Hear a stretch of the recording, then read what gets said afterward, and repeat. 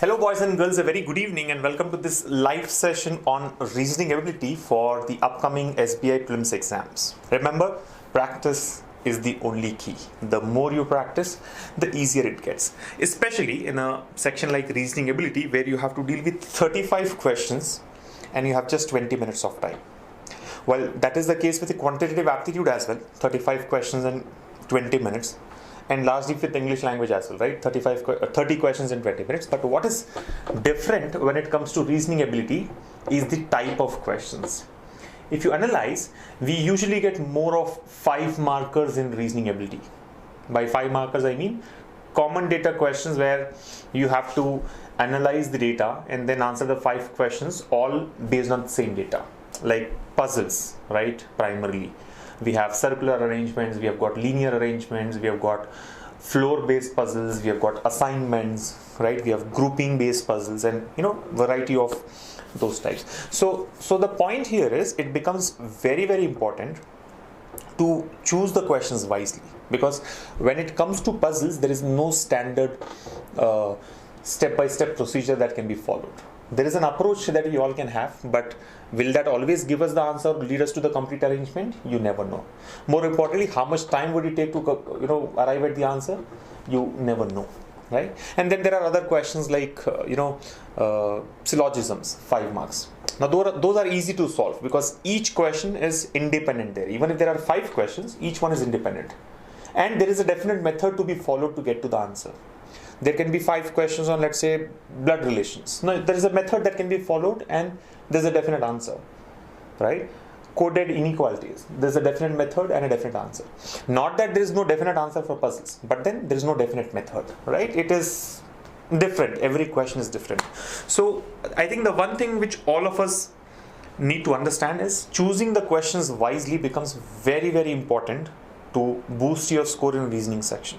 If you start with those puzzles where there is no conclusive method, you may end up wasting your precious time. And more than that, it builds a lot of pressure. So what smart students usually do here is they solve the easier ones first. In fact, that is to be done even in the other sections, but more importantly in reasoning, solve the ones where you have a definite solution. And towards the end, if time permits, choose the puzzle that you think you can crack and go ahead with it. That's how I would say you should plan your strategy for this section, and no doubts practice would help you. More and more practice will give you more and more confidence. So keep practicing. That's the one-line strategy, I would say.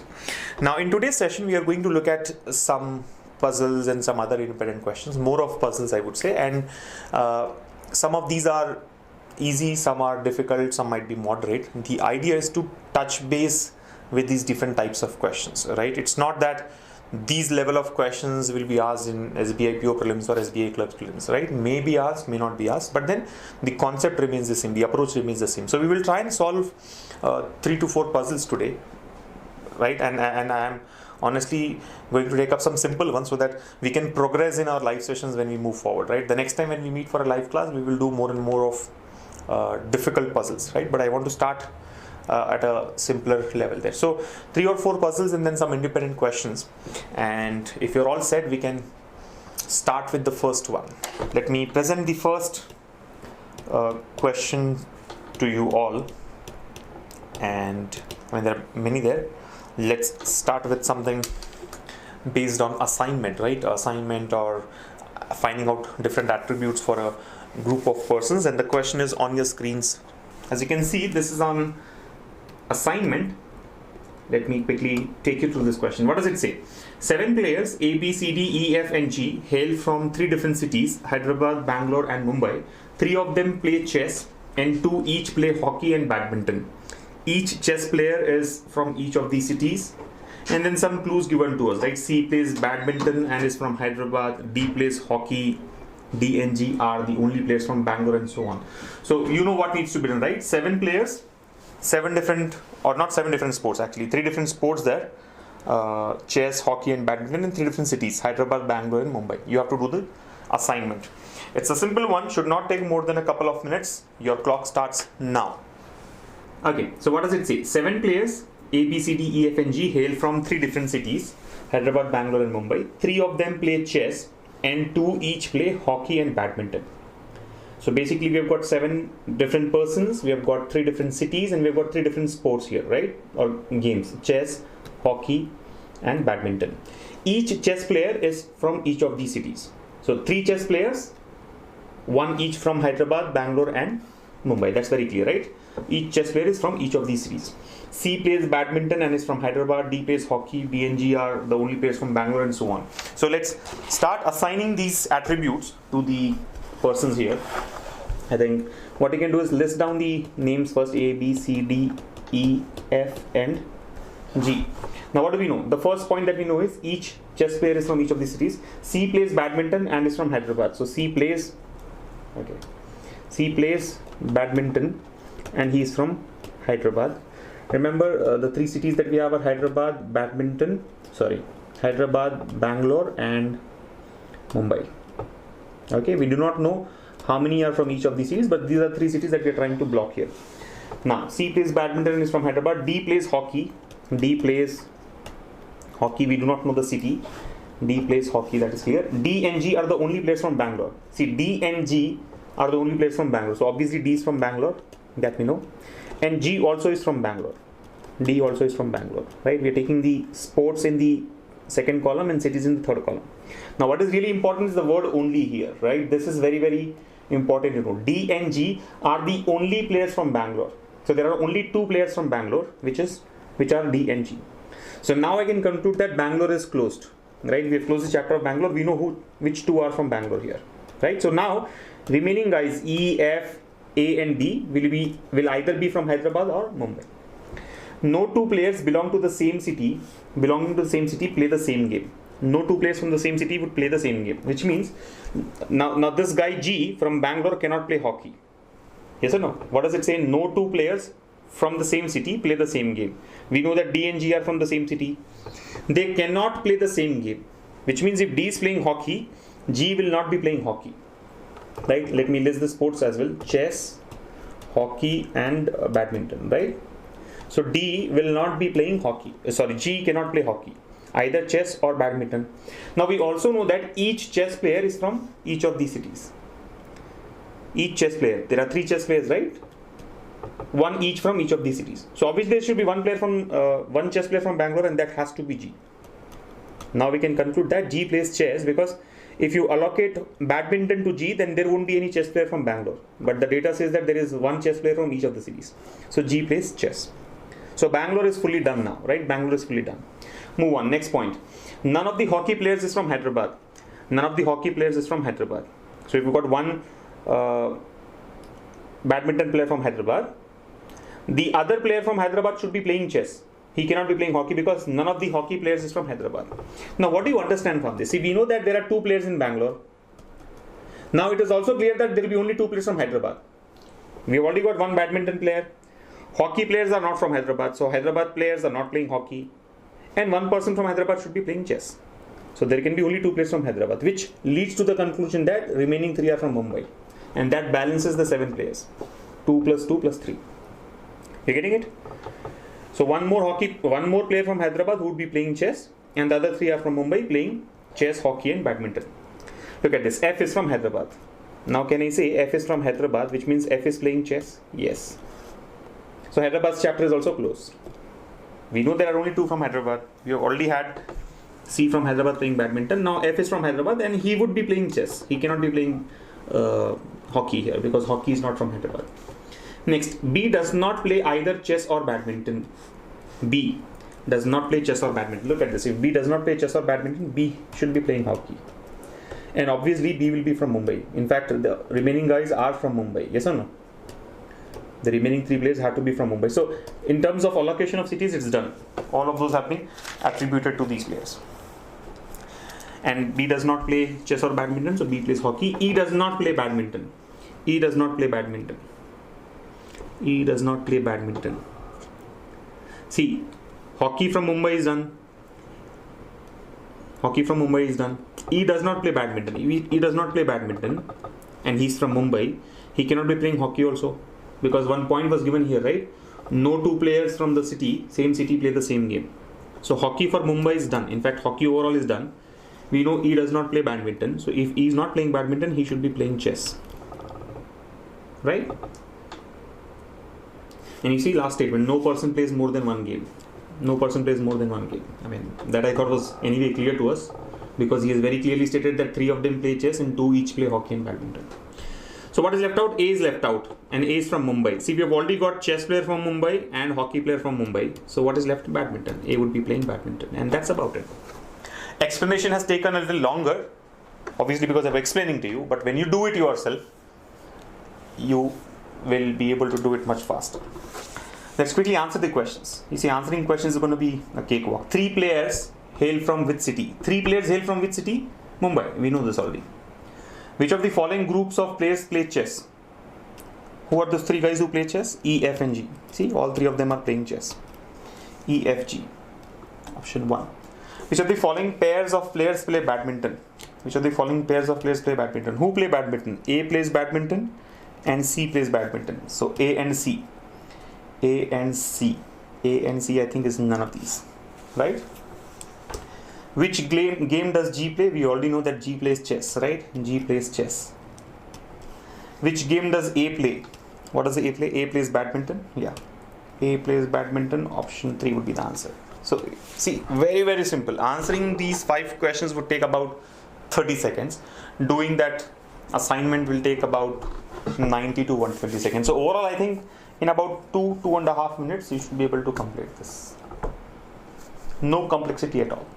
However, when you go for the real exam, there can be more than 7 pages, right? Usually we have these floor-based puzzles, right? Floor-based puzzles, which are also similar. Assignment problems. 12 different people on 12 different floors. Each one likes a different game. Each one has a different color and so on. Concept is the same, right? What is important to be noted here is, as and when something is filled and something is over, like for example, immediately we knew that the 2 players from Bangalore are F and G, let's say, or E and F, who are there. And these are the only 2 pairs. You strike off Bangalore from your list. So what happens next time when you're trying to allocate either this or that, it will become easier. Bangalore is already closed. It should either be Hyderabad or Mumbai. If you don't strike off Bangalore there, you will still have that option of Bangalore being possible. So eliminating what is already done helps complete the arrangement faster without getting confused there.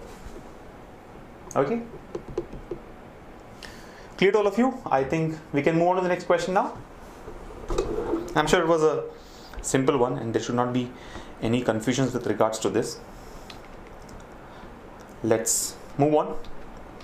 Okay, let me take up a question on blood relations. This again is not very complex. It's about mapping 7-8 persons to their family, where there are some married couples, children, and different relations are given to you.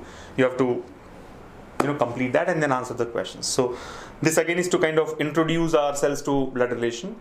In our sessions in future on reasoning, we will take more difficult questions on blood relations. I mean, this in my view is easy to crack. However, let's try it out. So here's the question. M, N, P, Q, R, S, T and U are 8 family members. 3 couples are there in the family. They along with their children live in different cities among Kolkata, Patna and Ranchi, but not necessarily in the same order, and then some data given to you. Let's see how many of you are able to get this one. Alright, I think many of you have done this already, so let's take it up. Here we go. So this is on blood relations. Look at what does it say. M, N, P, Q, R, S, T and U are 8 family members, right? M, N, P, Q, R, S, T and U are 8 family members. 3 couples are there in the family. They along with their children live in different cities among Kolkata, Patna and Ranchi, but not necessarily in the same order. Okay, so 8 members to be arranged according to the relations here, right? 3 couples are there in the family, right? 3 couples are there in the family. Very common question by the way. I'm sure if you have been preparing for bank exams, you must have come across such questions many times already. So 3 couples, and then there are 3 different cities: Kolkata, Pune, and Kolkata, Patna, and Ranchi. And what it says is they, along with their children, live in 3 different cities. So 3 couples in 3 different cities, basically. 3 couples live with their children in 3 different cities: Kolkata, Patna, and Ranchi. Not necessarily in the order. Now look at the statements. Q is the mother of M and R. Q is the mother of M and R. See, gender is very, very important, right? Q is the mother of M and R. Very clearly, Q is female. Genders of M and R are not known to us. Both can be daughters of Q, both can be sons of Q, one can be daughter, the other can be son. However, just try and take it up. Q is the mother of M and R. And then if you read the next statement immediately, M is the father of S and uncle of T. M is the father of S and uncle of T. So M is a male person here because the relationship is father, right? M is the father of S and uncle of T. So clearly we have already got 3 generations, right? Q is in the first generation, let's say. M and R now we can conclude are in the second generation because they are siblings. M and R are siblings. And M is the father of S and uncle of T. So S and T are in the third generation. So we have got 3 generations here, right? You can put them in that order now. So Q is the mother of M and R. So Q is the mother of M, who's the son of Q, and his sibling is R. His sibling is R. Now M is the father of S. M is the father of S and uncle of T. And uncle of T. See, M is the father of S does not mean S is the son of M. Many of us commit this mistake. The moment we read M is the father of S, we jump to the conclusion that S is the son of M, which need not be the case, right? S can be the son or daughter of M. So don't try to decide the gender of S immediately. We do not know. Gender of S is not known to us. M is the father of S and uncle of T. See, M is the uncle of T means what? M's sibling's child is T. Now that sibling could be R or can be some other person. You are getting it? M is the father of S and uncle of T. So T can be R's son, R's child. T can be R's child, or it is also possible that they have got another sibling, M and R have got a third sibling, and T is the child of that sibling. Yeah? So we'll have to figure out, is T the child of R or somebody else in this group of siblings here. If we don't find anybody else in the group of siblings, we can allocate T to R. We can assume that T is the son of, or T is the child of R, not the son of R, but T is the child of R. However, this is the mapping so far. So 4 persons have been mapped already. Q, M, S and R. Of course, T will come here in this third generation. T is going to come here. It can either be the son of R or it can either be the child of R. I'm sorry, I'm used to saying son, but that's not the right thing to do. T is either the child of R or the child of R's sibling. M and R's sibling, yeah. The one who is married with you lives in Kolkata. The one who is married with you lives in Kolkata. Now, who is married with you, we do not know. It can be Q who's married to you, M who's married to you, or maybe R is married to you. We do not know. U is the only sister-in-law of N. U is the only sister-in-law of N. So, U is the only sister-in-law of N indicates that U is female. Yes or no? And if U is female, U cannot be married to Q because Q is already female, right? Q's partner, spouse should be male. M's spouse should be female, right? Q's partner should be male. M's partner should be female here. So we know that U is the sister-in-law of N. U is the sister-in-law of N. So U can be M's partner or can be R's partner if R is male. Who is the daughter-in-law of P? Who is the daughter-in-law of P? Now see, who here refers to whom? Who here refers to U basically. We have discussed this in our reasoning videos, right? Whenever we have who refers to N, I'm sorry. It refers to the preceding person, right? It refers to the preceding person. U is the only sister-in-law of N. Who is the daughter-in-law of P? N is the daughter-in-law of P. N here is the daughter-in-law of P. Whenever we have who and which, we usually refer to the preceding person. So N is the daughter-in-law of P. Daughter-in-law of P.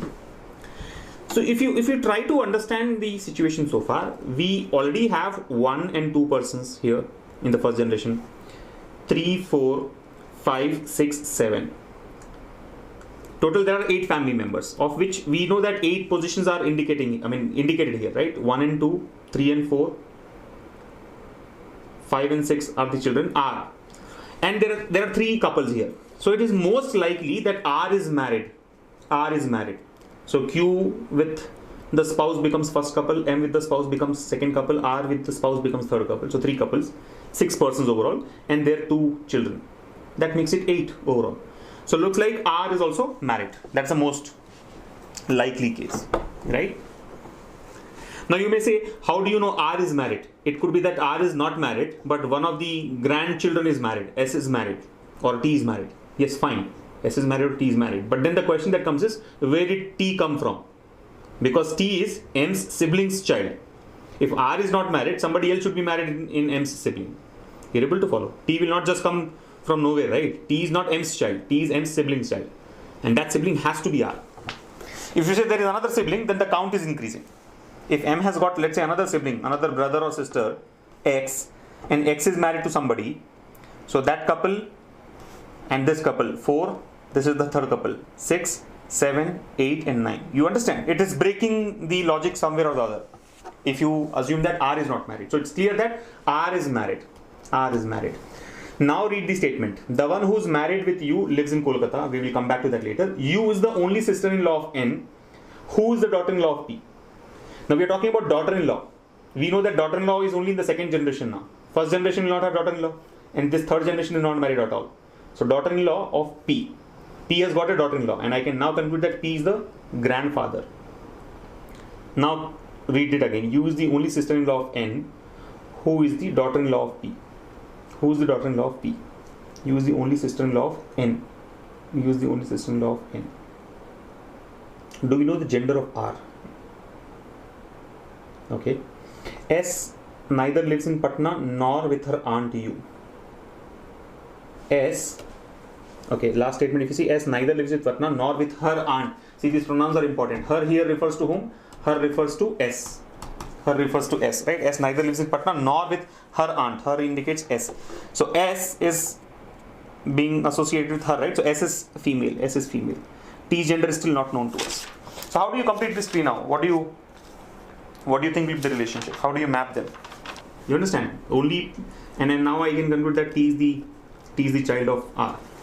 So if you read the statements again, you see very simple. Q is the mother of M and R. Q is the mother of M and R. M is the father of S and uncle of T. So M is the father of S, uncle of T. So M's brother or sister R and their child is T. The one who's married with you lives in Kolkata. The one who's married with you lives in Kolkata. Now there are two possibilities. Either M is married with you or R is married with you. Right? Either M is married with you or R is married with you. Right? And if you read the last statement, you see S neither lives in Patna. S neither lives in Patna nor with her aunt U. So who is U married to? See, U very clearly is the aunt of S. S neither lives in Patna nor with her aunt U. U is the aunt of S. Aunt of S meaning what? Aunt of S is, these are S's parents. So U cannot be S's mother, right? If U is the aunt of S, she cannot be S's mother. So U has to come here. And then N has to come here. Now everything falls in place. So U is the only sister-in-law of N. So U is female. Yes or no? U is female, which obviously makes R male. And you see, U is the only sister-in-law of N. Yes, U is the only sister-in-law of N. U's sister-in-law of N. N's husband's brother's wife. Your husband's brother's wife is like your sister-in-law. So U is the only sister-in-law of N. Who is the daughter-in-law of P? N is the daughter-in-law of P. S neither lives in Patna nor with her aunt U. Right? So nor with her aunt U made it clear that U is married to R. This last part, nor with her aunt U, made it clear that U is married to R. Now look at this. How do you find out the cities? So these are the three couples, Q, P, M, N and R and U. T gender is not known. Among all these people, I think T gender is not known. There is no way that we can figure out the gender of T. Okay. The one who is married with you lives in Kolkata. The one who is married with you lives in Kolkata. So this family here lives in Kolkata. Because R is married with you, he along with his family will live in Kolkata. S neither lives in Patna. S does not live in Patna. S does not live in Patna meaning S's family will not live in Patna. This branch will not live in Patna. So who would live in Patna? These guys live in Patna. So obviously this third couple and N along with their daughter S will live in Ranchi. That's it. That completes the blood relation.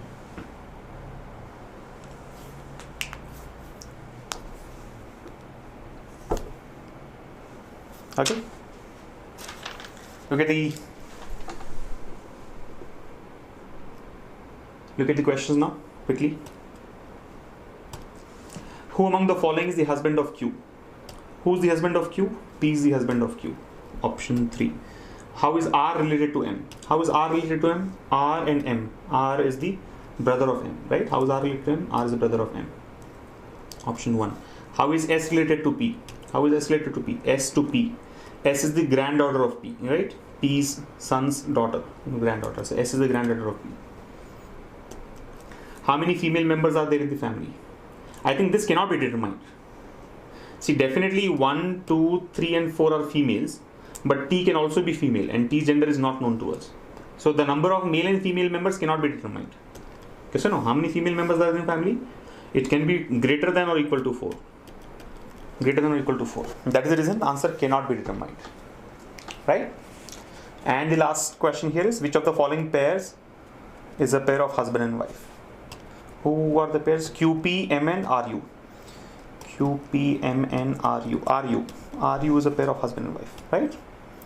RNU is a pair of husband and wife. So again, the same conclusion. Answering those 5 questions would not take much time, but quickly we'll get into it. I'm sure you will definitely find this to be lengthy, because when we do it ourselves, right, whether it's me or you, we don't talk so much.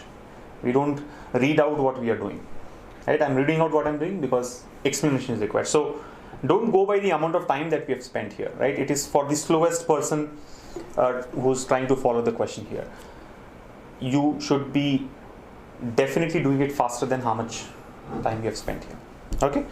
So that is the solution. If you're all clear, we can move to the next one now. Here's the question. Try this now. 4 friends, Amar, Dev, Chandan and Bhushan, are playing Ludo. They played Ludo 6 times. One of them won the game thrice, another one twice, another one only once, and one of them lost all the games. All of them chose their favorite colors in the game among red, yellow, blue and green. And there are 5 points given to you. Again, a kind of assignment. There are 4 friends, 4 different colors and 4 different numbers.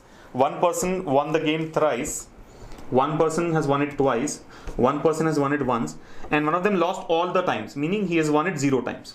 So you understand, the number of wins are 3, 2, 1, 0. So this is one of the attributes. The second attribute is colors. And of course, you have to map this to the 4 persons here, Amar, Dev, Chandan and Bhushan.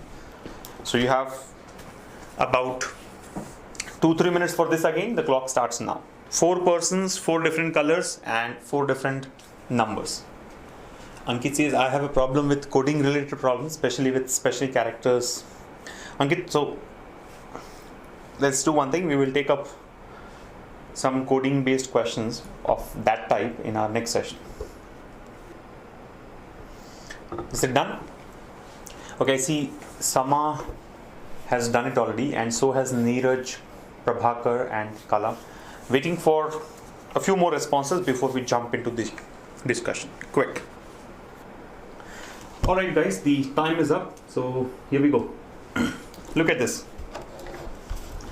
So there are 4 friends, Amar, Dev, Chandan and Bhushan, who are playing Ludo. They played Ludo 6 times, right? 6 times. One of them won the game thrice, another won it twice, another one only once, and one of them lost all the games. Right? So if you see, total they have played it 6 times, of which one person has won it thrice, one person won it twice, there was a third person who won it only once, and the fourth one lost all the 4 games. So he has won it 0 times. So if you observe, 3 plus 2 plus 1 plus 0 makes it 6. It's balanced, right? 6 wins are distributed as 3, 2, 1 and 0. All of them chose their favorite colors in the game, which is red, yellow, blue and green, one of these 4. So basically, you know what needs to be done, right? 4 persons, Aman, Bhushan, okay, I'm just taking them in alphabetical order, A, D, C, B, so A, B, C, D. Aman, Bhushan, Chandan and Dev. You have to find out the color and, the wins, number of wins. Very, very simple. 4 colors and the wins there. Look at the point, the first one. The one who has won twice is neither Amar nor the one who likes blue color.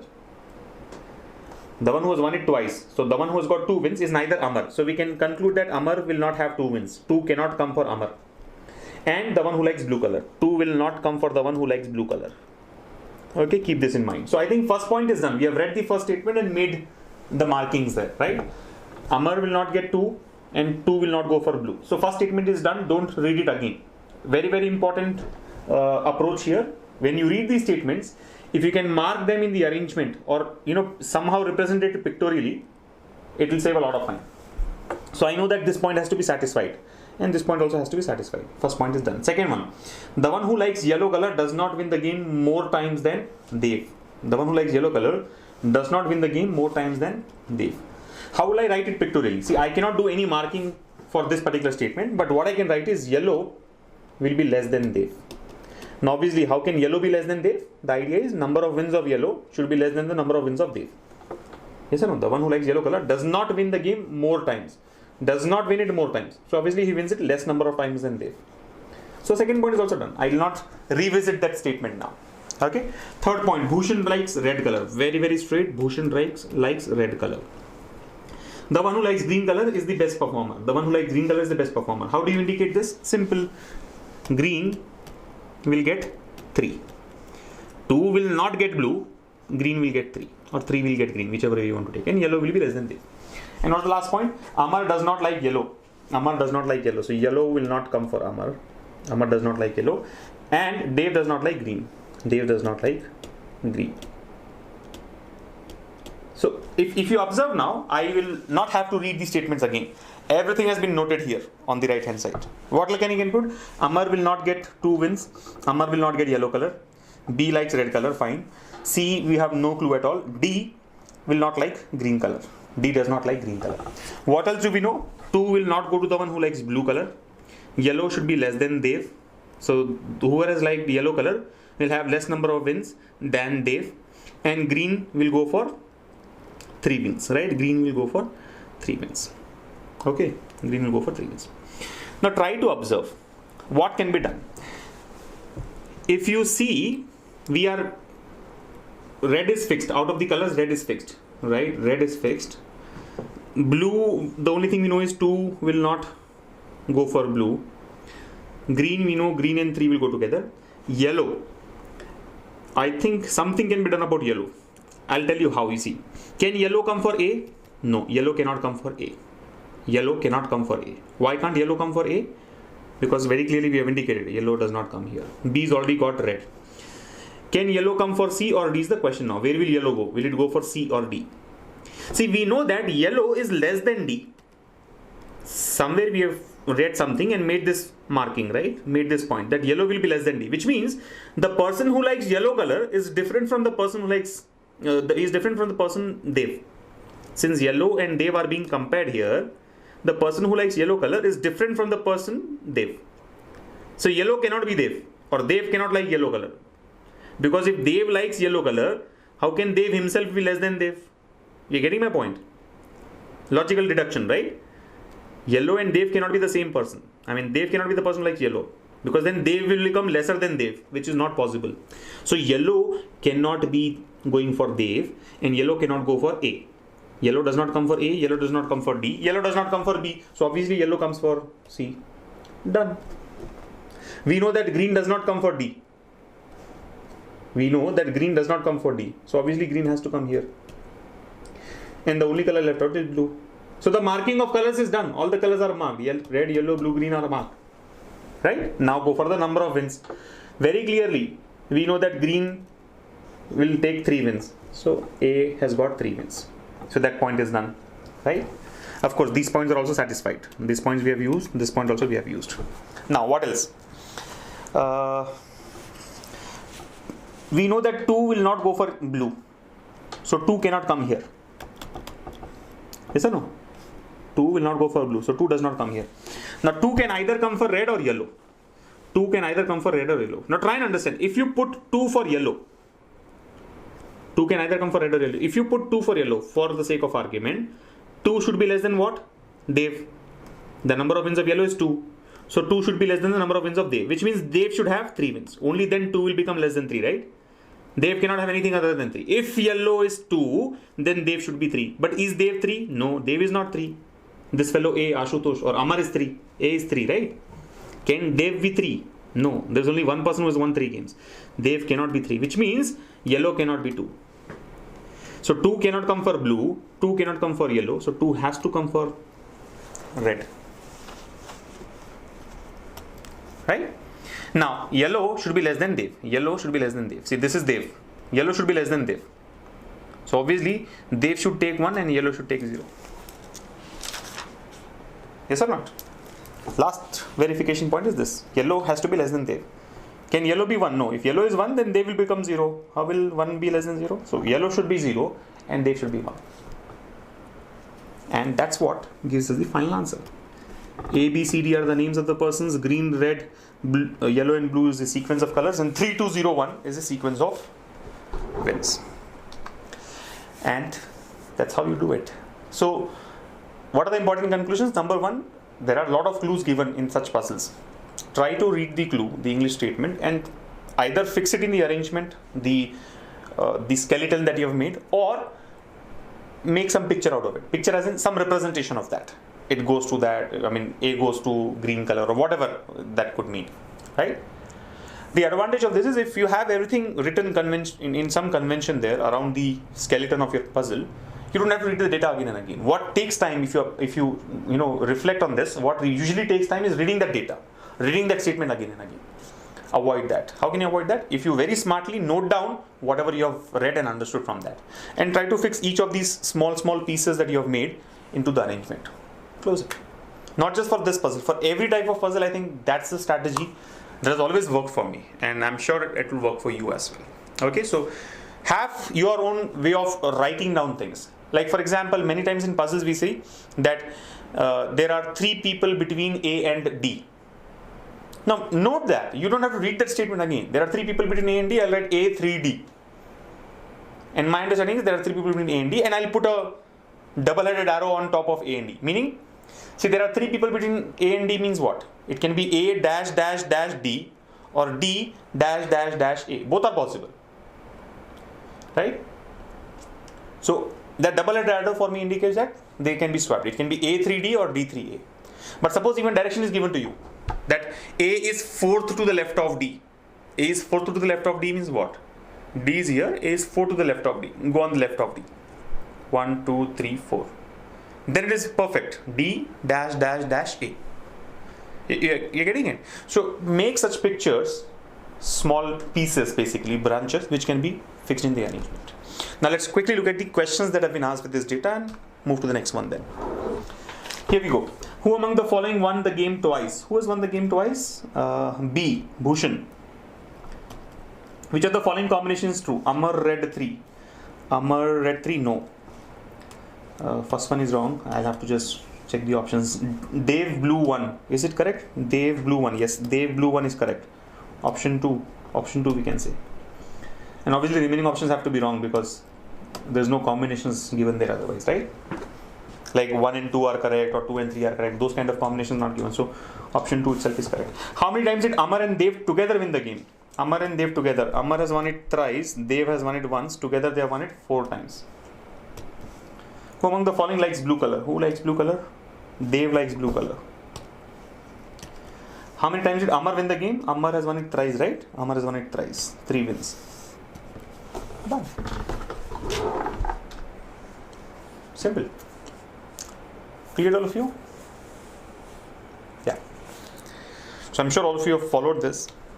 Not a very difficult one, but how quickly do you arrive at the answer matters. And that depends on how meticulously you read the given data. How do you find that hidden clues given there? So I think in this particular puzzle, that whole point about the guy who likes yellow has less number of wins than the guy Dev is the key. If you can follow that, it will fall in place. Otherwise, it will get complex and confusing. Chalo, let's move on. We have some interesting independent questions here. Let me present that to you. Here you go. Read this data and try to solve. I mean, you just have to understand what needs to be done and then try it out. Okay, no response yet. I am sure all of you are trying it out. Now let's discuss this together. Here we go. See what it says. And by the way, we have got 4 or 5 questions based on the same data. So I'll take up all these questions now. So look at what it says. 2 players play a game involving mathematical operations. A single digit natural number is first assigned to one of the players, termed the first player. He then performs a mathematical operation and the resulting value is passed on to the second player, who performs another mathematical operation on that result and again passes on the result back to the first player, and so on. The same continues in this manner until the second player completes his third operation. The permissible operations one can use are multiply by 2, divide by 2, add 2, subtract 2. No player uses any operation which has been used in the turn immediately preceding his turn.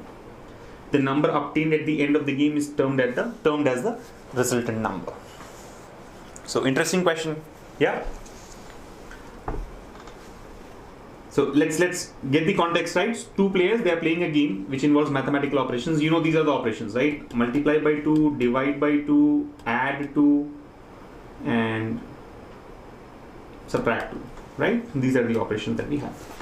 A single digit natural number. Now what does it mean, single digit natural number? It means any number from 1 to 9, right? Any number from 1 to 9. You know what natural numbers are, right? Natural numbers are those which are used for counting. And it's a single digit number. So 1 to 9 is the set of numbers that we have. Is first assigned to one of the players who is termed as the first player. So there is the first player and second player, right? Two players, first player and second player. This first player takes that number, performs one of these 4 operations, and gives the number resultant value. Gives the resulting value to the second player. That second player again picks up one of these operations and gives the resultant to the first player. And then, this process continues. Continues till when? Till the second player completes his third operation. So try and observe first player, second player. The first player will do operation number 1. Then second player will do operation number 1. Then first player will do operation number 2. And then second player will do option number 2. Third player will do operation number 3, and then first player will do operation number 3, and second player will finally do option number 3. So these are the steps involved. He perform one operation, second player then performs an operation. Then he performs an operation, then he performs an operation. Then the first player performs an operation, second player performs an operation. So each of them performs 3 operations. And when will it stop? This will continue in this manner until the second player completes the third operation. Here is where it stops. So he does something, gives it to this player. Then he does first operation, gives it to him. Then it goes back to second player. Then it comes to the first player, and then it comes to the second player who does the operation finally. Now one point to be noted is no player uses any operation which has been used in the turn immediately preceding his turn. So we need to understand that in these 6 operations, repetition is not allowed. What type of repetition is not allowed? The preceding operation cannot be performed again. Like for example, let's say here, second player second operation was multiply by 2, then this cannot be multiplication by 2. It can be anything else, but it cannot be multiplication by 2. Because the preceding one is this, right? So whatever is preceding cannot be performed. Like for example here, let's say the first person in his first chance has done plus 2. So this fellow cannot do plus 2 here. He can do minus 2 into 2 divided by 2, but he cannot do plus 2. Later on plus 2 can be done, but here immediately plus 2 cannot be done. So whatever was the previous operation of your opponent cannot be done. Right? The previous operation of the opponent cannot be performed again. And whatever we obtain at the end of the game is termed as the resultant number. So this will give us the resultant number. So that's the whole story there. This is what is the story here. Okay, 6 operations between 2 persons.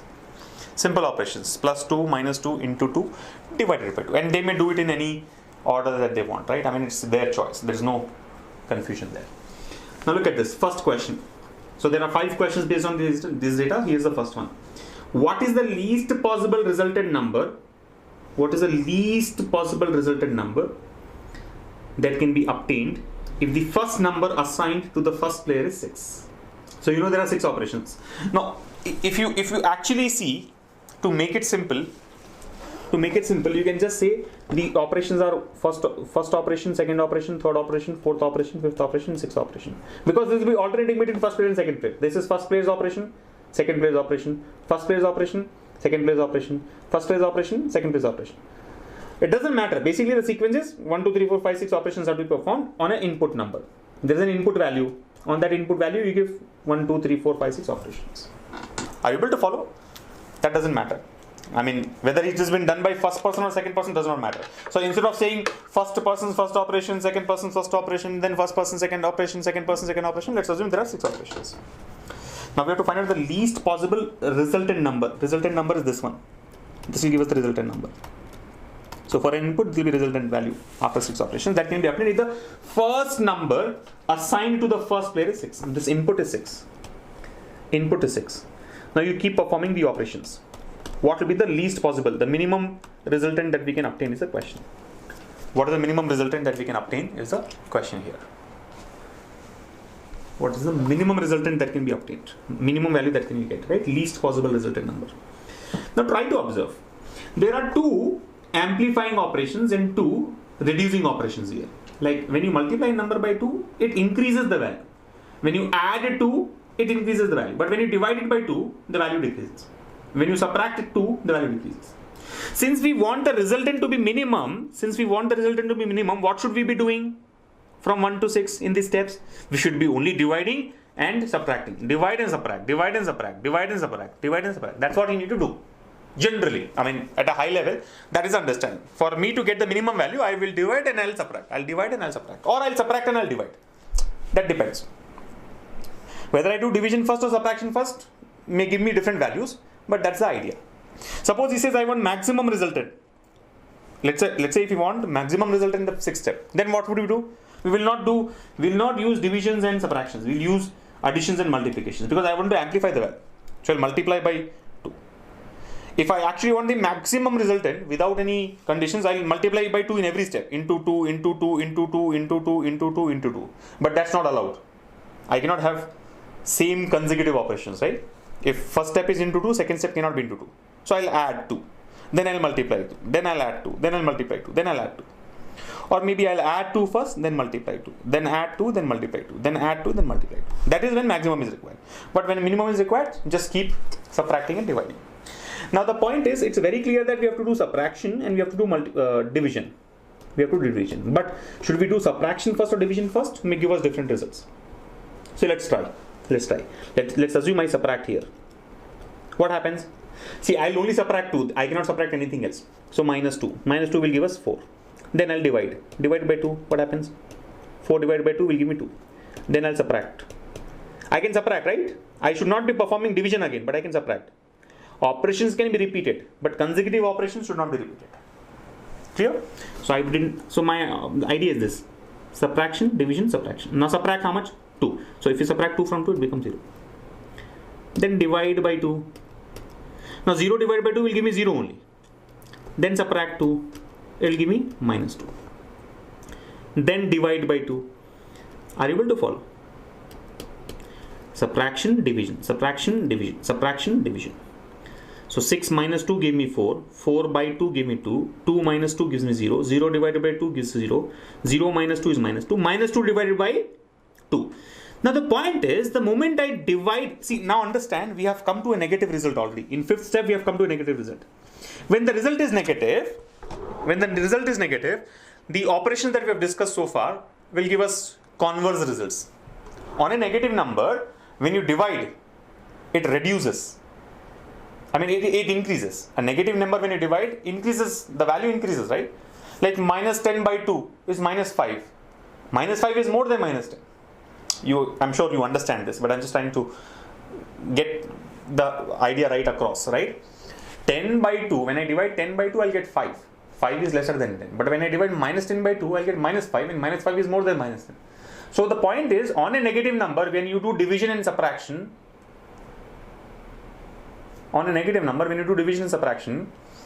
you will get larger numbers. You will not get smaller numbers. Or subtraction will also lead to a smaller number only. But when you divide a negative number, it will give you a larger number. When you multiply a negative number, it will give you a smaller number. Like minus 3 into 2 is minus 6. Minus 6 is further smaller, and that's my objective. I want the smallest number. So you have to now rethink. In this last step, if I divide minus 2 by 2, I'll get minus 1. And minus 1 is bigger than minus 2. So I am not intending to get a bigger number. I want minimum result. So I will not do division. I'll instead multiply. Let's multiply. If you multiply, what happens? Minus 2 into 2. I'll multiply by 2. It gives me minus 4. So the minimum result that I'm getting is minus 4. Minimum result that I've got in this way is minus 4. But who knows this is the minimum value? It can have a lesser value as well, right? Now that depends on your first step. So now in my second case, what I'll do is I'll start with 6. Starting point is always 6. But maybe I'll divide first. And then I'll subtract. Then I'll divide, then I'll subtract. You're able to follow? Try both. You never know what happens. So 6 divided by 2 gives you 3. 3 minus 2 gives you 1. 1 divided by, you understand, 1 divided by 2 will give you 0.5. 0.5 minus 2 will give you minus 1.5. Are you able to follow? 6 by 2 gives 3. 3 minus 2 gives 1. 1 divided by 2 gives you 0.5. 0.5 minus 2 is minus 1.5. Now on this minus 1.5, what do you want to do? Can I multiply by 2? Yes. Multiply by 2. Minus 1.5 into 2 minus 3. I told you, right? We have already discussed. Once you get a negative number, then division will not help. The moment you get negative number, you should avoid division, because on a negative number, when division is done, it will raise the value. We want to decrease the value. So multiply by 2. Multiply by 2, it becomes minus 3. I would love to further multiply by 2 so that I get a smaller number, minus 6, but consecutive multiplications are not allowed. Can I multiply again? No, it's not allowed. So I'll subtract. From minus 3, subtract 2. Minus 3 minus 2 will give me minus 5. Now you see, minus 5 is actually smaller than minus 4. Yes or no? On a number line, what do we have? You have minus 1, this is 0, let's say, then minus 2, minus 3, minus 4, minus 5, minus 6. I've already got minus 5. So minus 5 means minus 4 is ruled out, or minus 4.5 is ruled out, minus 3 is ruled out. Answer is either minus 5 or minus 6. Now, can we get minus 6 is the question. There will always be this doubt. Can we get minus 6? I don't think we'll get minus 6. Whatever you do, you'll get minus 5 as the minimum value. Because till we get a negative result, subtractions and division is the best thing to do. Till we get a negative result. So here, when we start with subtraction, the negative result we get at step 5, minus 2. And I immediately multiply by 2 to get minus 4. When I start with divisions, the negative result I obtain at step 4, minus 1.5. Then I subtract, multiply by 3, and subtract. Yes or no? So minus 5 is the answer. Option 1, minus 5 will be the final answer to this question. I hope all of you have followed this. Now please do not go by the length of explanation or the time that we have spent here. Same story. Because I am explaining, we are discussing, so it takes longer. When you do it yourself, you will quickly perform the operations. And this is the first question that we are solving in this set. Understand, if this was a 1 mark question, I would have maybe avoided it. But there are 5 questions in this data, on the same data. So having understood the whole process now, the whole data now, the remaining 4 questions will not take as much time, because we already got the rhythm, right? We've got the crux of it. So now try the remaining 4 questions. Okay, so let me present the next question to you all. Here's the next one on the same data. Try this quickly. This time what does it say? See, till here everything is what we have read already. Only last part changes. What is the maximum possible resultant number that can be obtained? So there is input. What is the input? He has not told us. But you know what is the range of the input? 0 to 9. We have discussed this already. Right? So 1, 2, 3, 4, 5, 6 steps. He says what is the maximum possible result that can be obtained? 86, 56, 46, 100, 121. Now for me to get maximum result, I should start with maximum value. What is the range? 1 to 9 is the range, right? For me to get the maximum result, I should start with maximum value. So let me take 9. Why will I start with 8? I'll start with 9. Now for us to get maximum result, we know we will choose only multiplications and additions. We will avoid divisions and subtractions. We have already understood this. So start. Now would you want to start with multiplication first or subtraction addition first is your choice. So let me say plus. So it becomes 11. Multiplication 22. Then plus 24. Then multiplication 48. Then plus 50. Then multiplication will give me 100. You understand? I am alternating between addition and multiplication. I will not do subtractions and divisions because that's not the objective. Rule this out. So 9 plus 2, 11, into 2, 22, plus 2, 24, into 2, 48, plus 2, 50, into 2, 100. The moment I get 100, first, second and third options are eliminated because 100 is definitely possible. Now is it 100 or 121 is the question. Can we get 121 is the question. Can we get 121 is the question. Are you able to follow? Can we get 121 is the question. I think you can eliminate 121 also just by a simple logic that the final result cannot be odd. The final result cannot be odd. I'll tell you why it cannot be odd. Because whatever number, see, if it is less than 8, if it is less than 9, what can it be? 8. If this is 8, obviously final result will be less than 100. Right?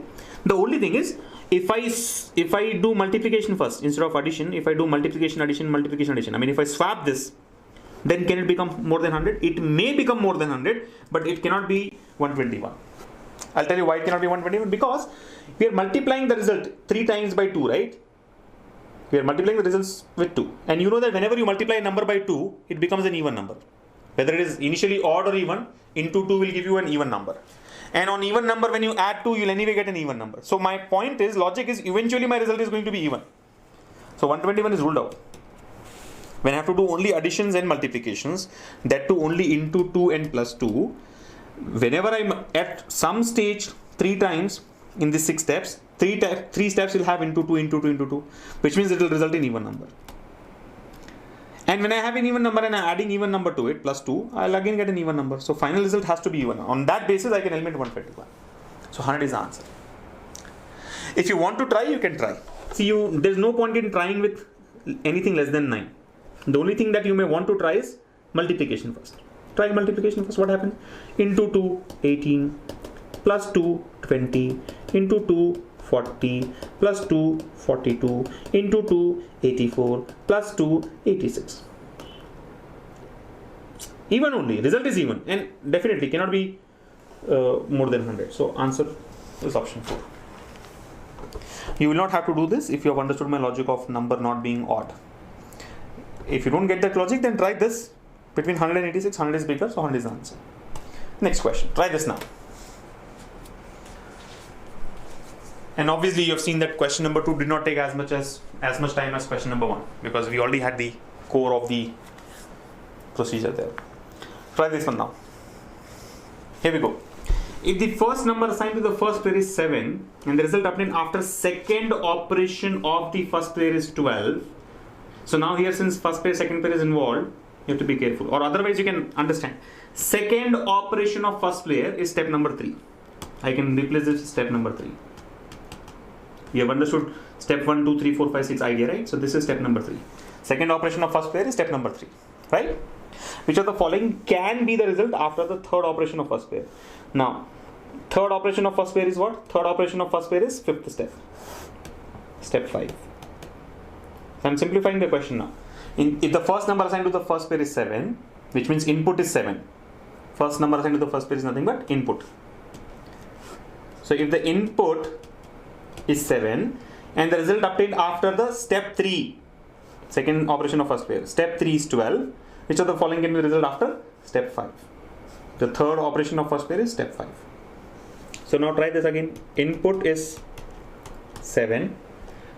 We know 1, 2, 3, 4, 5, 6 steps are there. He says the result obtained in third step is 12. Third step will give you 12. Which of the following can be result after step 5? Result obtained after operation of the first player. Third operation means what is this? Step 5. So step 6 is not required here. We're not going up to step 6. He has given input. He has given step 3. He's asking us to find out step 5. What can be step 5? Right? Now, for us to find out what can be step 5, see, there are many things that we can do. For us to get step 5, we already know step 3, right? Step 3 we have 12. I can add, subtract, multiply, divide. In step 4, I can say plus 2 into 2 minus 2 divided by 2. And then again I can do plus 2 into 2 minus 2 divided by 2. But then, one important point is the operation in step 4 will depend on operation in step 3. Yes or no? I cannot repeat whatever has been done in step 3. So, while 4 possibilities are there in step 4, the actual operation done in step 4 depends on step 3. If addition is done in step 3, addition cannot be done here. If multiplication is done in step 3, multiplication cannot be done. So for me, it is important to find out what has been done in step 3. And for me to find out what has been done in step 3, step 2 is required. And for me to find out what has been done in step 2, step 1 is required. Because whatever is done in 1 cannot be done in 2. Whatever is done in 2 cannot be done in 3. Whatever is done in 3 cannot be done in 4. You already know this. So this explanation is taking time, but you already understand this idea. So find out in what way can you get 12 from input of 7. How can you get 12 from input of 7? So maybe if I do plus 2, 7 plus 2, 9, 9 plus 9 minus 2, 7, 7 into 2, 14, no. 7 by 2, 3.5, plus 2, 5.5, into 2, 11, no. 7 into 2, 14, minus 2, 12, but again 12 is in third step. See, into 2 14 minus 2 12, we'll get 12 in step 2 itself, but again third step cannot be 12 again, right, without doing any operation. 7 minus 2 5 into 2 10. Yeah, I think this is what works. Minus 2, 7 minus 2 5, 5 into 2 10, 10 plus 2 12. This is what will give me 12. In first step I'll do minus 2, so 7 minus 2 5. In second step I'll do into 2, so 5 into 2 10. Then third step if I do plus 2, I'll get 12. Now what has happened? I know that in step 4 I cannot add 2. In step 4 I cannot add 2 because addition was done in third step. I can multiply, divide or subtract. Right? Multiply, divide or subtract. And then again based on whatever I've done in step 4 I can do something in step 5. So there are 3 into 2, 6 different values possible. From here 6 different things can be done. Or 3 into 3, 9 different things can be done. 9 different results can be obtained. He's saying which of the following can be the result. Which of the following can be the result. So if the one thing to do is try 3 operations here and accordingly 3 operations here. 3 into 3 will get 9 different results. But that will be taking too much of time. Or the other thing is go by options. See if options, like for example, can 16 be the result? Can 16 be the result on 12? No. Because I cannot do plus, right? I can do minus 2, 10 into 2 divided by 2 plus 2, not possible. So find out what can be the result. See, I can always do minus 2 plus 2, right? If there are 2 steps involved, if I do minus 2, I'll get 10. Again, if I do plus 2, I'll get 12. And 12 is there in the options. So I can say option 4 is the answer. See, he's saying which of the following can be the result? Possibility. Can be the result means possibility. Is it possible to get 12? Yes, it is possible to get 12. I had 12 in step 3. I subtracted 2, I got 10. Then I added 2 again, I got 12. The result can be 12 in step 5. So I'm not worried about whatever 9 results those are. And I'm not worried about 1, 2, 3 and 5. I can get 12, so option 4 is the answer. I hope all of you have followed this. I mean, actually 9 results are possible because 3 types of operations can be done in step 4. So we'll get 3 different results. On those 3 results, each of them we can perform 3 different operations. Because the preceding one cannot be repeated. So 3 into 3 will give us 9 different results. Either find out all those 9 results and then check which of those is possible. Or logically 12 minus 2 plus 2 will give us 12 again. And 12 is one of the options. Again, this is depending on you, right? Whether you get that idea or not in the exam. But if you don't get that idea, then you'll have to perform all the 9 operations. I mean all the 9 possibilities. Okay. So I think 12 is the answer for this one. Let's look at the next question. Here's the next one. The first number assigned to the first pair is 5. So basically input is 5 and the result after first operation of second pair. First operation of second pair is step 2. After step 2 it is 4.5. Which of the following is the maximum possible resultant at the end of the game? I mean, we have already solved this type of question. It's just that here one intermediary step is given. So try it out. Maximum possible result from step 2 if step 2 is 4.5. But remember, you cannot directly proceed with step 2. Like into 2 plus 2 into 2 plus 2 cannot be given. It cannot be done. It depends on what was done in step 2. Whatever was done in step 2 cannot be repeated, right? Keep that in mind. Don't just take 4.5 as the step 2 and then into 2 9 plus 2 11 into 2 22 plus 2 24. Don't do that. Because how we have got 4.5 matters here. Got it? Let's look at it. So input is 5. Step 1, step 2, step 3, step 4, step 5 and step 6.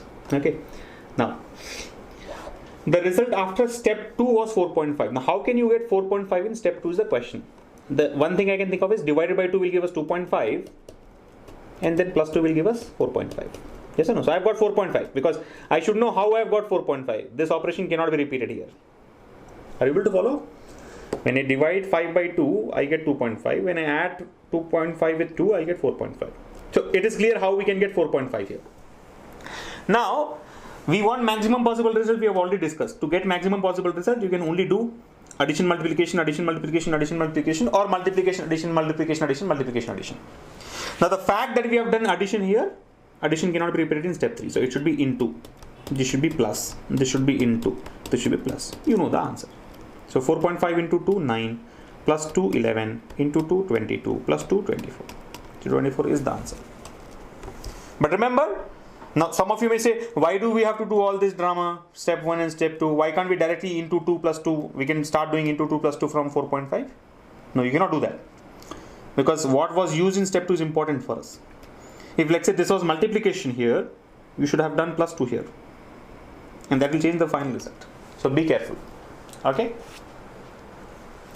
And the last one from this data, quick. This is a simple one. Having solved 4 questions on this data, the last one I'm sure is easy to crack. Quick. Option 5 is what some of you have marked. Let us discuss this now. So which of the following can be the numbers obtained during the game, starting from the first number to the resultant number in that order? So which of the following can be the order? You see, each option has got 7 numbers. 1, 2, 3, 4, 5, 6, 7. 1, 2, 3, 4, 5, 6, 7. So basically first one is input, then the resultants of all the 6 steps. So which of the following can be the numbers? This is which of the following can be the numbers. So basically we have to find out what are the wrong answers, right? Now just perform, see, identify how the operations have been done. Like this is input, right? So 3 plus 2 will give 5, into 2 will give 10, divided by 2 will give 5, minus 2 will give, minus will give 3, minus 2 will give 3, into 2 will give 6, into 2 will give 12. See, 3 has become 6, meaning multiplication. 6 has become 12, meaning multiplication. Can we perform 2 multiplications together? No, that's not allowed. Remember? No player uses any operation which is misusing the term immediately preceding is. So option 1 is eliminated because 2 consecutive multiplications are. So wherever you find 2 consecutive similar operations, eliminate that. Look at option 2. So this is, from 6 we have got 4, meaning minus 2. Then into 2 will give 8. Then plus 2 will give 10. Then plus 2 will give 12. So 8 plus 2, 10. 10 plus 2, 12. 2 consecutive additions eliminated. Here 7 minus 2 will give 5, into 2 into 2. You see, 5 has become 10, 10 has become 20. So 2 consecutive multiplications eliminated. Right? Try this now. Do you find anything wrong here? 9 minus 2 is 7, minus 2 is 5. You see, 9 minus 2, 7, 7 minus 2, 5. 2 consecutive multiplication, 2 consecutive subtraction, not allowed. So option 5 has to be the answer. I don't have to verify option 5 now. Option 5 has to be the answer because 1, 2, 3, 4 are eliminated. Anyway, if you want to check, just verify. 2 plus 2 gives you 4, into 2 gives 8, plus 2 gives 10, divided by 2 gives 5, plus 2 gives 7, minus 2 gives 5. So nothing is repeated, right? Plus, into, plus, division, plus, minus. So option 5 is the correct answer. So that's it. The interesting set of 5 questions on. So these are basically, called, these questions can be termed as logical series. It's a very old question format. I think 6-7 years ago, when in SBI clerks exam and even in SBI PO exam, they used to ask these type of questions. You are given these steps. You are told how to perform operation. I don't know how many of you remember this logical series question type where it says if both the numbers are odd, then the first number is added to the second number. If both the numbers are even, then the first number is multiplied by the second number. If an odd number is followed by an even number, then you should subtract the first number from the second number, and so on. So 6 different steps they used to give. And then again, here we are talking about 2 players, playing turn by turn. There it's about numbers, 3 numbers in first row, 3 numbers in second row, and the third number in the second row is the resultant number. So that question type, if you remember and recall, it is similar to that. So the idea is you have been given the sequence of steps to be performed. You just have to perform it properly, the way they have given, and identify the answer. Very, very simple to solve. It's just a practice of that particular model. Clear? Alright, so I am sure all of you have followed this. There's no second thoughts to that. If you all give me a go ahead, I'll take up the next one. And probably the last question, because we've already spent close to 75 minutes or actually 105 minutes. One last question. I would like to take one more arrangement based question. I think somebody had told let's take something arrangement based. So maybe one question on arrangements. Let me see if we have something on arrangements. Yes, we have. But the next question that we're going to solve is really very Interesting. Now you have done circular arrangements, I'm sure. You have done linear arrangements, I'm sure. You might have also tried square table arrangements or rectangular table arrangements. We have done all these type of questions in our videos, right? Now, what's the difference in a rectangular table or a square table? It's like a circular table. It's like a circular table only because it's a closed loop, right? It's not an open loop like a linear arrangement. But when it comes to rectangular table and square table, see, in a circle, every seat is similar to the remaining seats. There cannot be a difference because it's uniform throughout, right? But a square is not uniform. Now you may say square is also uniform because all the four sides are equal, but in a square there are corners. So there can be people sitting on corners, people seated on sides, right? So that makes a difference. Likewise, in a rectangular table, there can be people who are seated at corners, people who are seated on sides. And another complexity in rectangular arrangements is there can be people seated on shorter sides and people seated on longer sides. So while it is like a circular arrangement, meaning if the person is facing the center, left is clockwise, right is anti-clockwise. If a person is facing outwards, left is anti-clockwise and right is clockwise. All that is applicable in circular, rectangular, square arrangements. What makes square table and rectangular table different from circular tables are that circular is uniform across. Rectangle and squares have got corners, have got shorter sides, have got longer sides. So you have to be very careful. You have to be very, very careful. But today's session, we are solving a completely different circular arrangement. I mean, it's not a circular arrangement, it's a arrangement on a table, but the table is triangular. 3 sides. Now, of course, triangle also has got corners, unlike circles. So there can be people seated on corners or people seated on sides. But then on the sides also, while the 3 sides can be equal, there's an added complexity. So let me present the question to you all. Let's see how many of you get it right. Here we go. Here's the question. Look at this. 12 persons, namely A1 to A12, are sitting around the triangular table facing inside. Now, what is the importance of facing inside here? Persons are facing inside, meaning what? Left is clockwise, right is anti-clockwise. Right? Now look at this. 1 person each is sitting in the corner of the table. So triangular table, it will have 3 corners. So 3 persons on 1 corner each. I mean, 1 person on 1 corner each. So 3 persons are already gone out of 12 persons. Now, how are the remaining 9 persons seated? Maybe we can say 3 persons on each side. But look at the next point. 2 persons are sitting along one side. 3 persons are sitting along second side. And 4 persons are sitting along the third side of the table. So 2 plus 3, 5. 5 plus 4, 9. Plus 3 persons in the corners. That makes 12 persons. So if this is a triangular table, this is 1 person, this is 1 person, this is 1 person. 2 persons on one side. 3 persons on second side, 4 persons on third side.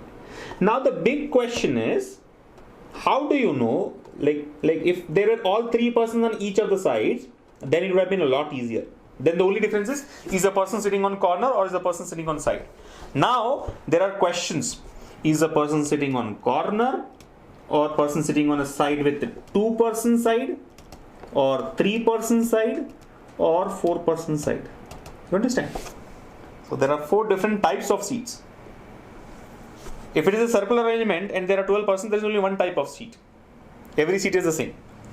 In a square table, there are 2 types of seats. Corner seat, side seat.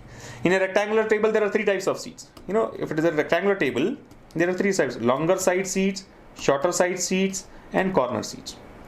Now this is a triangular table. There are 4 types of seats here. There is a corner seat. There is a seat on side with 2 persons. There is a seat on side with 3 persons, the seat on side with 4 persons. In total, there are 12 persons. So the game is on. Time starts now. Let's see how many of you get it right. I'll leave you with this for at least 3 to 4 minutes, and I'm sure all of you can get the output. It's just that you have to do it carefully. So your clock starts now. I can see some very interesting comments in the chat there. Like Sony says, what to do when the mind stops working? How do I rejuvenate, right? She seems to have solved it already in the past in our discussion forum, but now she's not able to. So Sony, I think, and then for everybody else out there, what to do when your mind stops working? Stop using it. And it works.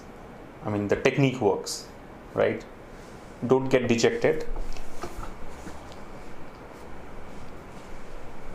Because that's like a phase, that's like a time which will change. change is constant, right? So stop using your mind when it stops working.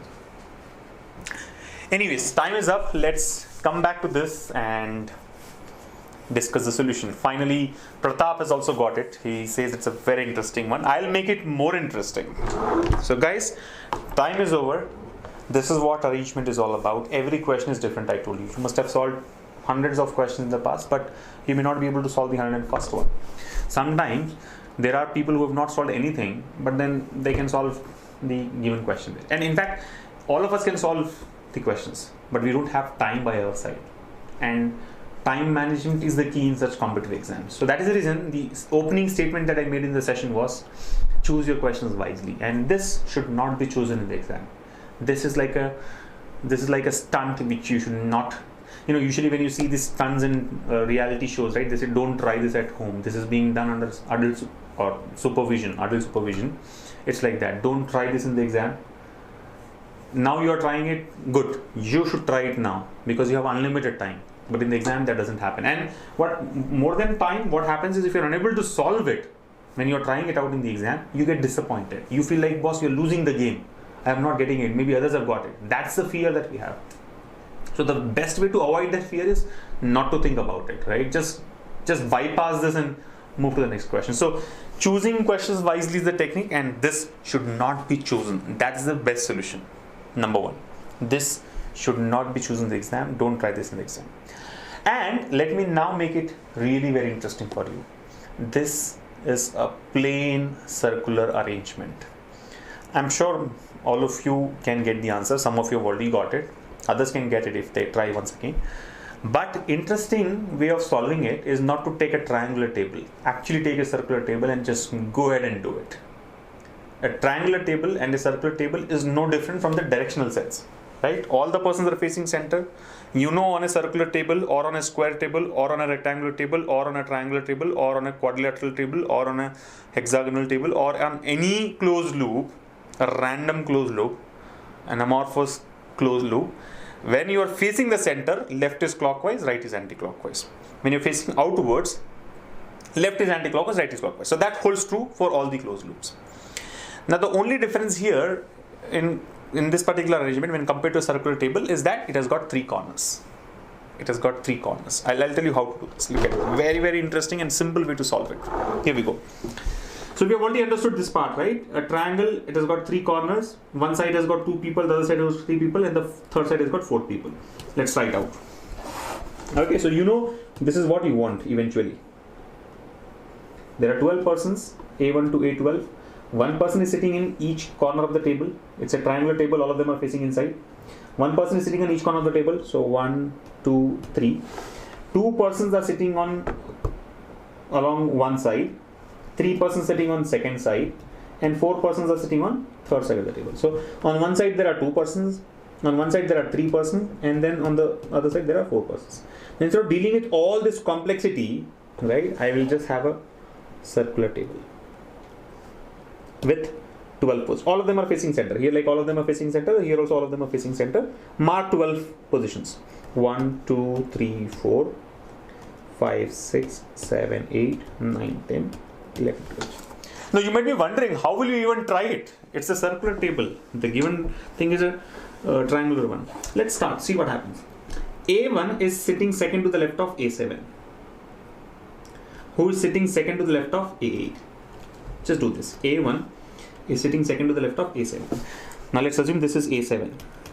A1 is sitting second to the left of A7. Left of A7. Left is always clockwise when persons are facing center. Right is anti-clockwise. So in this particular arrangement, whenever we say left, we will go clockwise. Whenever we say right, we'll go anti-clockwise. So A1 is second to the left of A7. First and second. A1 is second to the left of A7. Who here refers to A7? Who is sitting second to the left of A8? So A8 would come here. See, A7 is second to the left of A8, A1 is second to the left of A1. Right? A1 is sitting second to the left of A7. Who refers to A7? A7 is second to the left of A8. If A7 is second to the left of A8, A8 will be second to the right of A7. So second to the right of A7. First and second. You understand? So that's how we have got A1, A7 and A8. Next. Next. A2 is sitting second to the left of A9. Now we neither have A2 nor we have A9, so forget about it. and is sitting second to the right of A8. And always refers to the first person. We have learnt all this in our videos. So we are referring to A2. He says A2 is second to the left of A9 and A2 is second to the right of A8. While A2 is second to the left of A9, A2 is second to the right of A8. Now A8 is already there. So second to the right of A8, first and second, this should be A2. You see, A2 is second to the right of A8. Now that we have got A2, we can also mark A9 because A9 is connected to A2, right? A2 is sitting second to the left of A9. A2 is sitting second to the left of A9. If A2 is second to the left of A9, A9 will be second to the right of A2. A2 is second to the left of A9. A9 will be second to the right of A2. So second to the right of A2, A9. So what we have done so far is we have considered a circular table. You have marked all this. A1 is second to the left of A7, who is second to the left of A8, A2 is second to the left of A9, and he is second to the right of A8. So this is done. So we have already got 6 persons. Out of 12 persons, 6 persons have been marked. Next one. A1 is sitting in the corner, whereas none of A7, A8, A2 and A9 is sitting in the corner. A1 is sitting in the corner. A1 is sitting in the corner, whereas none of A7, A8, A2, A9 is sitting in the corner. The whole point here is, like I told you, originally what we need is this triangular table with 3 corners, 2 on one side, 3 on one side and 4 on the side. We have transformed this into a circular arrangement. But then how do you really understand the solution is this. All you have to do is from these 12 positions, identify those 3 corners. And obviously between 3 corners, there will be one pair which will have 2 people in between them. There will be one pair of corners will have 4 people in between them, and there will be third pair of corners will have 3 persons between them. That's it. So I already know that one of the corners is A1. This is a corner position. This is a corner position. You understand? A1 is sitting in the corner, whereas A7, A8, A2, A9 are not sitting in the corner. So A7 is not a corner position. A8 is not a corner position, A2 is not a corner position, A9 is also not a corner position. You getting it? A1 is a corner position. Now, definitely the other corner position will either be 2 places away from A1. You see, suppose this is A1. For example, assume this is A1. The other corner position will either be 2 places away, or will be 4 places away, or can be 3 places away. See, A1 can be this, or A1 can be here, or A1 can be here. All 3 are possible. So if A1 is here, the other corner will be 3 places away or 4 places away. If A1 is here, the other corner will be 2 places. So basically from this corner, the second corner may have 2 persons between them, or 3 persons between them, or 4 persons between them. Getting it? Anyways, move on.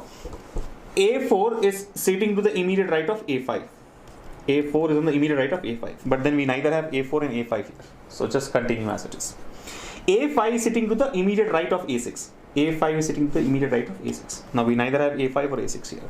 But then if you try to merge these 2 statements, A4 is sitting to the immediate right of A5 and A5 is sitting to the immediate right of A6. How will it look like? For example, suppose this is A4. It says A4 is on the immediate right of A5. So A5 should be here. And A5 is on the immediate right of A6. A6 should be here. These 3 persons will come together. A4. Suppose this is like a circular table, right? This is like a circular table. 3 positions, 1, 2, 3. What does it say? A4 is on the immediate right of A5. So if this is A5, immediate right. If you make it look like a circular arc, A4 is on the immediate right of A5. Immediate right of A5 is anti-clockwise. A4 is on the anti-clockwise side of A5. And A5 is sitting on the immediate right of A6. A5 is on the immediate right of A6. So basically it's like an arc. 1, 2, 3. This will be A4, this will be A5, this will be A6. And 3 of them should be together. So A4 is on the immediate right of A5, A5 is on the immediate right of A6. Now see, where in this circular table, do you have 3 consecutive positions for A4, A5, A6? You see, in between A1 and A7, we have only 1 place. Here we have only 1 place. Here we have only 1 place. Here we have only 1 place. These are the 3 places available. So it's clear that A4, A5, A6 have to come here.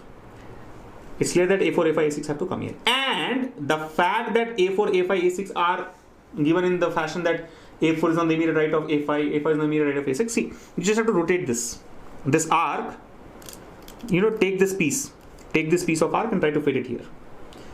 So what happens? A4 would come here, A5 comes here, and A6 comes here. Be careful, A4 is on the immediate right of A5, anti-clockwise. So A4 is on the immediate right of A5, A5 is on the immediate right of A6. Done or not? A4 is on the immediate right of A5. A5 is on the immediate right of A6. Don't take A6, A5, A4. Don't write in the converse way. Don't write in the converse way. Be careful. If you rotate this, if you take this piece, rotate and put it here, it will come, the whole thing will get swapped, right? So A4, A5, A6. And more than that, you know, right of A5, this is right of A6. So done. 3 more persons have been placed. So 1, 2, 3, 4, 5. 1, 2, 3, 4, 5.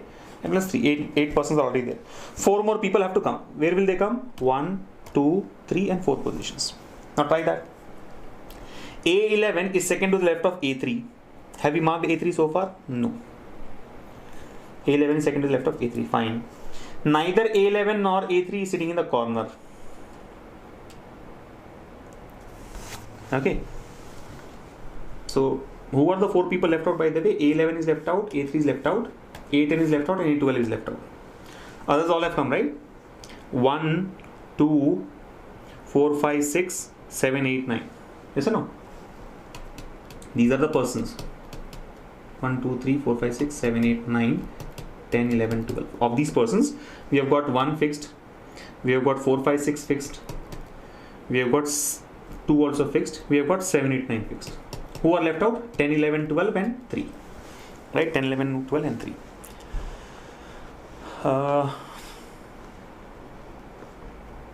Now what do we do? This cross marks by the way indicate that these cannot be the corners. This cannot be the corner, this cannot be the corner, this cannot be the corner, and this cannot be the corner. These 4 cannot be the corners. We have identified only 1 corner so far. Remember? We have identified only 1 corner so far. Now for the sake of simplicity, let me just clear this markings and all that we have done here. Not for simplicity, but I don't want to have any distractions.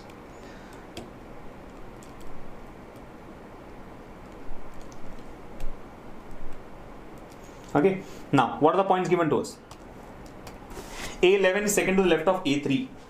A11 is second to the left of A3. See, second to the left of A3. Where can A3 come? If A3 comes here. If A3 comes here, A11 will be second to the left. So A3 here, A11 can come here. Are you able to follow? If 3 comes here, 11 would come here. Or 3 can come in this position itself, then 11 would come here. If A3 is here, second to the left of A3 is 11. Or 3 can come here and 11 would come here. You're able to follow? So this is like 3 dash, 11 dash, 3 double dash, 11 double dash, 3 triple dash, 11 triple dash. Meaning if 3 is here, 11 would come here. If 3 is in 3 dash double dash position, 11 will come in 11 double dash position. If 3 is in 3 triple dash position, 11 will come in 11 triple dash position. Because we know, what we know is A11 is second to the left of A3. So A3, first left, second left. A3, first left, second left. A3, first left, second left. So there are 3 possibilities. There are 3 possibilities for them. That doesn't really help us immediately. The next, neither A11 nor A3 is sitting on the corner. And by the way, the other thing that we know is A10 is sitting to the right of A12. So once we fix A3 and A11, then remaining 2 positions will be occupied by A10 and A12, and we know that A10 is on the right of A12, so that can also be done. But what is important is which of these 3 pairs will be the actual positioning of A3 and A11. Now, what we also know is neither A11 nor A3 sitting in the corner. Neither A11 nor A3 sitting in the corner. And that's the clue. That is the clue which will give us the answer. Neither A3 nor A11 is in the corner. So for example, for the sake of argument, let's assume this is 3. A3 and this is A11. This is an assumption. Okay, this is an assumption. Because there are 2 more possibilities. And they are also not the corners. What is the problem? If these are also not the corners, you see, A9 is not a corner, A3 is not a corner, A2 is not a corner, A11 is not a corner, A8 is not a corner. 5 people are not in the corner. We know that, which means all the 5 are on the same side. If none of these 5 consecutive people are in the corners, we already know A9, A2 and A8 are not the corners. If A3 and A11 are also not the corners, then 5 consecutive persons are there. Because they are consecutive and none of them is corner. But do we have any side which has got 5 persons? No. The maximum that we have is 4. 4 persons on one side, 2 persons on one side and 3 persons on the other side. Third side. So which means this positioning of A3 and A11 is wrong. Yes or no? This is wrong. So 3 dash and 11 dash is ruled out. I mean, if you don't write, it will look neater, but I'm just striking it off so that it can fall. Now what else can be there? Suppose this is A3 and this is A11. Again the same problem. If this is not the corner and this also is not the corner, 1, 2, 3, 4, 5 persons together and none of them is a corner.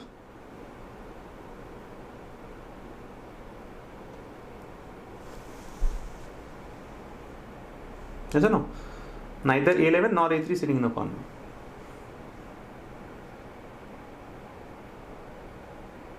One, two, three, four, 5 persons together, none of them in the corner.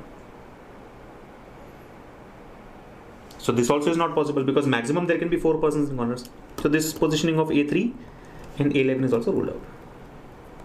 Right? So 3 double dash, 11 double dash. So finally what is left? This should be A3 and this should be A11. This should be A3 and this should be A11. And these are not corners. Now what happens? You see A8 is not corner, A3 is not corner, A7 is not corner, A11. These are only 4 considered. This position is vacant now. So 4 persons can be together? Yes or no? This is a corner. Then 1, 2, 3, 4 persons, consecutive persons. None of them is a corner. Not a corner, not a corner, not a corner, not a corner. So obviously this should be a corner. So this will be a corner. Whoever comes here will be the corner. So this is the first corner, this is the second corner. Now, moreover, who are left out? If we have marked 3 and 11, left out is 10 and 12. And what is the point given about 10 and 12? 10 is on the right of 12. If 10 is on the right of 12, so this should be A12 and this should be A10. So 10 is on the right of 12. You see, anti-clockwise of 12, 10 is on the right of 12. So we have got one corner, we have got second corner. Now where will be the third corner? You see, 4 persons together. This is a corner, this is a corner. Now, can you have A10 as a corner? A10 cannot be the corner. Because if you make A10 as a corner, then between A12 and A10, only one person is there. Are you able to follow? If A10 is also a corner, then between A12 and A10, there is only one person. Is there any side which has got only one person? No. So A10 cannot be the corner. So now you see A2 is not a corner, A10 is not a corner, A9 is also not a corner. So 3 consecutive persons and none of them is a corner. So definitely A6 has to be the corner. And we are done. So now if you observe, A1 is a corner, A12 is a corner, A6 is a corner. Between A1 and A6 we have got A4, A5. So 2 persons together. Between A1 and A12 we have got these 4 persons together. And between A12 and A9 we have got these 4 persons together. And that transforms into the triangle that we want. So now if I have to, look at it neatly, this is what it would look like. Let me just put it in the triangle that we had drawn initially. Right? What do we want? We want this type of an arrangement. How will it look like? You see. Look at this. So A1 is on which corner? A1 is on a corner where there are 3 positions on one side and 4 positions on the other side. So A1 has to come here. Yes or no? A1 is on a corner where he has got 3 on one side. Sorry, 2 on one side and 4 on the other side. I'm sorry, this is not A1. 2 and 4, right? A1 has got 2 together on one side and 4 together on the side. So 2 and 4 means A1 would come here. This is A1. Now who are the 2 guys? 4 and 5 in that fashion. So this is A4, this is A5. And who are the 4 guys? 11, 7, 3, 8. So A11, A7, A3, A8. And then after A2 do we have A12. So this is A12, which is a corner.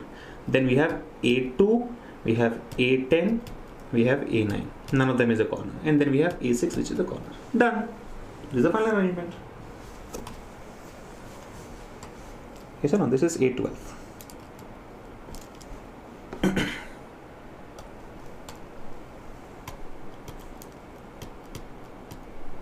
This is the final answer. Which is same as whatever we have done in the circle. Now, I am not going to look at the 5 questions asked with this because answering those 5 questions will be very simple. You just have to look at the diagram, the triangular diagram, and answer the questions. What is the key here is how do you solve it? You had already understood the context. We have already discussed that in a circular table, every seat is the same. There is no differentiation. In a square table, there are different types of seats. There can be corner seats or there can be side seats. 2 different types of seats. In a rectangular table, there can be 3 different types of seats. There can be corner seats, there can be shorter side seats, there can be longer side seats. In this triangular table, while it is a closed loop, there were 4 different types of seats. There were corner seats, there were seats on side which has got 2 people, there were seats on side which has got 3 people, there were seats on side which has got 4 people. So while you can try with that a triangular kind of a setup, it becomes really difficult because you will not know, like the first statement here was A1 is second to the left of A7. Now where will you put A1? Will A1 be a corner, or will it be a 2 sides person, or 3 side person, or 4 side person? You do not know. The only thing you know is A1 is not a corner, or A1 is a corner. Okay, fine, A1 is a corner. But when you look at the next part, right, A2 is second to the left of A9. We know that A2 and A9 are not the corner persons. But is A2 on 2 side, 2 person side, or 3 person side, or 4 person side? No idea. So the best way is consider a circular table, mark whatever is given directly, and then identify the 3 corners. I'm sure all of us in our lives have played with a rubber band, right? You know, when you have usually a longer rubber band, it looks like a circle, but then you can just put your fingers there to make it look like a triangle. That's what we are doing here. Recall that time when you had done it? I mean, I'm sure I had done it multiple times. I mean, I do it even today when I find a rubber band. I mean, it happens by habit, right? You just take it in your 3 fingers, it looks like a triangle. But then when you just leave it like that, it can be like a circular band. Or generally takes an oval shape because of the manufacturing. But yeah, it is like a circular band. So that's what we're doing here. It's a rubber band. It has to be in a triangular fashion. But then if you release your fingers from there, it will be like a circle. So it's a circle. Identify the 3 corners. It's a circle with 12 points. You have to identify the 3 corners and then stretch. So that circle, when you stretch from those 3 points, it will become a triangle automatically. Yeah, and it's not a rocket science. All of us have done this in the past. So with this, we come to the end of this puzzle. A very interesting puzzle. I'm sure all of you will be able to solve it. But the best way to solve it in the exam is to skip it. Skip and move to the next one, right? Because you're not there to solve every question, and this is a complex one. I mean, when I say skip, I don't say you have to skip it forever or for the exam. Don't solve it immediately. First solve the easier questions, then come back if time permits. That's the technique. And on that note, I would like to close the session here. Thank you so much for joining us.